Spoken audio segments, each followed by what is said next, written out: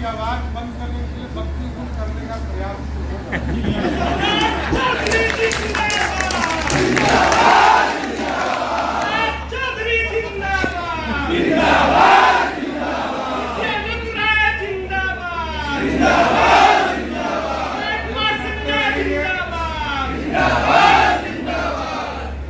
तो भी हम लोग लड़ते रहेंगे। देखिए, तीन जो शब्द आदरणीय मिथिलेश तिवारी जी ने यहाँ रखा है, ये अपने आप में चिंता का विषय है।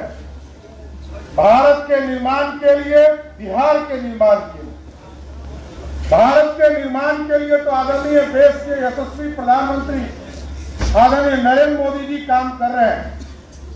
और दो चीजों पर, दो हमारे महापुरुष यहाँ जरूर जिनकी एक तरह से जयंती मनाने का काम कर रहे हैं। इन लोगों ने जो नींव रखा है वो है सुशासन और शिक्षा और संस्कार। सर्वदेव पंडित मदन मोहन मालवीय जी ने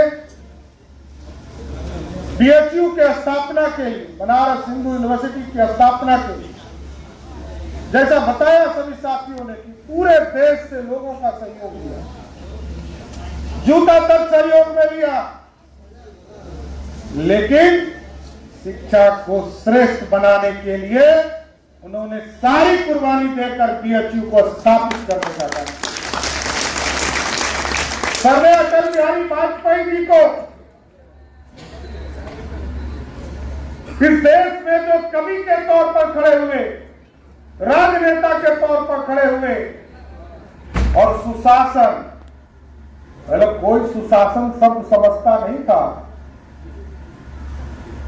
पहले तो लोग सोचते थे मैंने जो कह दिया वही कानून है, लेकिन सर्वदेव अटल बिहारी वाजपेयी जी तो इतने बारीकी से चीजें तय करते थे कि मंत्री की संख्या कितनी होनी चाहिए वो भी सर्वदेव अटल बिहारी वाजपेयी जी ने तय कर दिया। नहीं तो 122 का जनमत होता था और 100 मंत्री होते थे भाई, बस यही समझिए। कोई कानून की व्यवस्था खड़ी नहीं थी, कोई कानून का सम्मान तक नहीं करता था, मर्यादा नहीं करता था। और वो दिन याद कीजिए जब सर्वदेव अटल बिहारी वाजपेयी जी कहते थे आज हम पे हंस रहे हो, कल तुम पे हंसने का काम करेगा। और आज कांग्रेस पार्टी को लोग देखते होंगे जिसकी पीढ़ियां पीढ़ियां इस देश पर राज करने का काम किया, आज देश के लोग उसके तरफ हंस रहे हैं। ये इसलिए मैं कहता हूं कि ब्राह्मण कल भी श्रेष्ठ था, आज भी है और कल भी है। कई लोगों को खराब लगता है, देखिए आगे का भविष्य बताने वाला कौन होता है, वही श्रेष्ठ होता है। आगे के भविष्य की चिंता करने वाला कौन होता है, वही श्रेष्ठ होता है। और जो आज को व्यवस्थित जीने वाला हो वही श्रेष्ठ है। और जिसने मांग कर चांद कर, लोग कहते हैं कि ब्राह्मण तो सब दिन भीख मांगते रहे, भीख मांग कर समाज को खड़ा करने वाला वर्ग ब्राह्मण है, ये मैं कहता हूं। इतने साथियों, सर्वदेव अटल बिहारी वाजपेयी के सपने को साकार किया जा रहा, और जब सुशासन चाहते हो, आज जो आतंक का राज स्थापित है, 3 चीज बिहार में चलता है बड़ी, कई बहनें यहां बैठी है, मैं तो कहते रहता हूं, शराब माफिया, जमीन माफिया और बालू माफिया, और ये तीनों को यदि हटा दीजिए, बिहार में सुशासन स्थापित हो जाएगा। एक बार भारतीय जनता पार्टी को सहयोग कीजिए साहब। लंबे समय से नित्यानंद जी ने शुरुआत किया, पहली बार लड़ाई शुरुआत हुई, उससे पहले हम सरकार में रहते थे। कुछ दिन हमारे भाई को भी मौका मिला, फिर इनको भी इनके समय ही सरकार में हम आ गए। लेकिन साथियों ये सोचना पड़ेगा बिहार कहां जा रहा है। बिहार कैसे स्थापित होगा? क्योंकि जो अटल बिहारी वाजपेयी जी ने सपना देखा था, वो सपना कैसे साकार होगा? नीचे यदि हम सुशासन स्थापित नहीं कर पाए तब बिहार कैसे बढ़ेगा? कैसे राम राज्य की कल्पना होगी? आप सोचिए, 450 बरस लग गए हमको राम मंदिर बनाने में। सनातन इतना कमजोर नहीं है साथी। हम दूसरे का सम्मान करते रहे, विश्व हिंदू परिषद संघ के लोग लगातार लड़ते रहे, लेकिन भारतीय जनता पार्टी कमिटेड है। जिस तरह हमारे पूर्वजों ने 1950 से लड़कर 370 को उखाड़कर कचरे के ढेर में फेंक दिया, उसी तरह 450 वर्षों से लड़ रहे थे। प्रभु श्री राम हम आएंगे और वही मंदिर बनाएंगे। जब आपने आशीर्वाद दिया 2019 में, ये क्योंकि कमिटेड था। हम 1950 में भी यही कहते थे, 1980 में भी यही कहते थे, 1990 में भी यही कहते थे कि जब भाजपा की पूर्ण बहुमत की सरकार होगी तो अयोध्या में फिर से भव्य राम मंदिर बनाने का। और आपके आशीर्वाद से, क्योंकि आप ही ताकत है, आप ही जनता मालिक है, आपके आशीर्वाद से बिहार बढ़ा और देश बढ़ा। और जिस तरह प्रधानमंत्री जी कमिटेड थे, लोग पूछते हैं कि गरीबों को क्या मिला। मैं बताता हूं साथी, जरूर बताने का काम।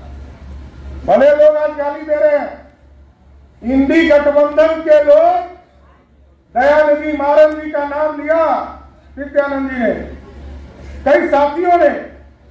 साथियों, वो हमको गाली नहीं दे रहा है। इंडी गठबंधन के लोग जो गाली देते हैं, वो बिहार में जो इंडी गठबंधन के लोग हैं उनको गाली देने का काम कर रहे हैं, हमको नहीं दे रहे। हम बिहारी तो परिश्रम के लिए जाने जाते, और देश और दुनिया में आप देख लीजिए, मजदूरी हम जरूर करते हैं, सम्मान के साथ करते हैं। और सबसे ज्यादा पढ़े लिखे इंटेलेक्चुअल कौन है? सबसे बड़ा परीक्षा कौन होता है? आईएएस और आईपीएस का परीक्षा होता है, सबसे ज्यादा पास कौन करता है? तो सबसे ज्यादा बुद्धि हम ही को, और सिखा हमको रहा है। अरे हम मगध के लोग हैं, और यहाँ पंडित चाणक्य ने अखंड भारत का सपना देखा था, और अखंड भारत के सपने को साकार, पंडित चाणक्य के सपने को साकार करने का काम सम्राट अशोक ने किया, सम्राट चंद्रगुप्त ने किया।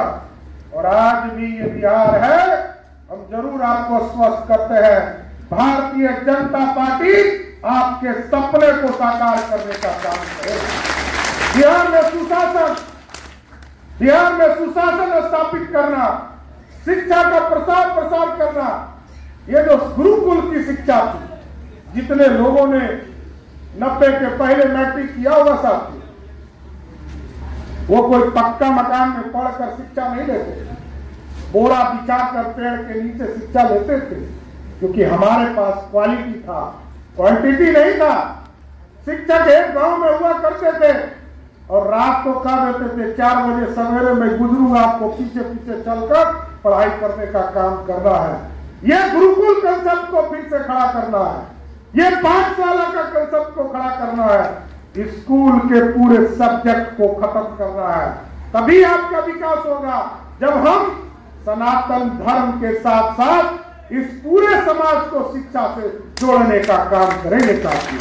इसलिए आज चेतना परिषद के माध्यम से सर्वे अटल बिहारी वाजपेयी जी के, आदरणीय माननीय जी के जयंती समारोह को जिस तरह मिथिलेश तिवारी जी और पूरी टीम ने मनाने का काम किया है, कल भी हम इस कार्यक्रम को और भी पार्टी के स्तर पर मनाने का काम करेंगे। पूरे प्रदेश में हम सुशासन दिवस के तौर पर सर्वे अटल बिहारी वाजपेयी जी के कार्यक्रम को मनाने का काम, जयंती मनाने का काम करेंगे। लेकिन जरूर स्वस्थ रखिए और विश्वास रखिए इस देश में, यदि आप चाहते हैं कि बिहार में बदलाव हो, बिहार में सुशासन स्थापित हो साथियों, तो 40 की 40 सीट जिताकर नरेंद्र मोदी जी को फिर से प्रधानमंत्री बनाना, क्योंकि ये नींव होगा एक सुंदर बिहार बनाने का, एक विकसित बिहार बनाने का। आप सोचिए, हम सबसे पहले, बिहार एक ऐसा प्रदेश है जहां सबसे पहले टेक्नोलॉजी हम यूज करते हैं, लेकिन सबसे अंतिम हम चले जाते हैं। 1984 में आप सोचिए, पहली बार अंडरग्राउंड वायरिंग का काम शुरुआत इसी बेली रोड पे हुआ, और आज तक बिहार के गांव तक वायरिंग नहीं पहुंचा। शहरीकरण में हम एशिया में सबसे बड़े कॉलोनी के तौर पर जाने जाते थे। कौन सा कॉलोनी था? अब ऐसा कॉलोनी कहां कहां जहां खोजिएगा वहीं मिल जाएगा। ऐसा बिहार नहीं बनाना, सुंदर बिहार बनाना। और प्रधानमंत्री जी का डबल इंजन का सरकार, जो सपना था अटल जी का भी कि बिहार में भाजपा का कमल खिले, तो ये जो 15 वर्ष तक लालू प्रसाद जी ने और 18 वर्ष तक नीतीश कुमार जी ने जो कीचड़ फैलाया है, इसी में घर घर तक एक एक विधानसभा में कमल खिलाने का काम कीजिए। हम